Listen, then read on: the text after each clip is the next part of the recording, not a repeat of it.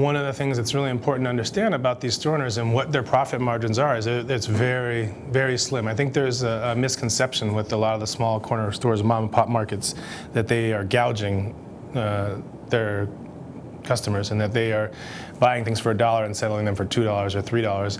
In all actuality, what's happening is a lot of these store owners don't have the same buying power as the larger supermarkets, and they can't get the same price breaks, so they're actually paying significantly more, sometimes even more than what us as customers pay at a larger supermarket retail. They actually will pay a wholesale price sometimes larger than the retail price elsewhere. That's not always true, but that can happen, specifically in produce. They operate in a very slim profit margin. They also operate on a very low customer base. You know, a lot of these mom and pop stores will do less than 500 transactions a day, and some of those transactions will be 10 cents, some will be 25 cents, some will be $10. They don't have a lot of income making potential. They're limited by their square footage, their space, and they're limited by their inventory. A good comparison between a small mom and pop store that will do less than 500 transactions a day is significantly different than going to a supermarket where each teller will do between 500 and 1,000 transactions a day.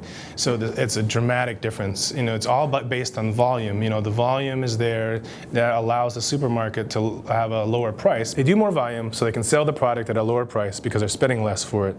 The smaller mom and pop store doesn't do the volume. They, instead of buying a pallet, they'll buy a case of something, sometimes even half cases of items, and they have to figure out a way to make money on that product, which, you know, really is next to impossible. And what's interesting now, given the state of affairs now, is that a lot of these mom and pop stores are going to close because they don't. And you'll see it. You'll see a lot of these stores will close because they don't have the profit margin. They can't sustain the economic situation that we're in now. And what it'll boil down to is just an overall lessening of retail.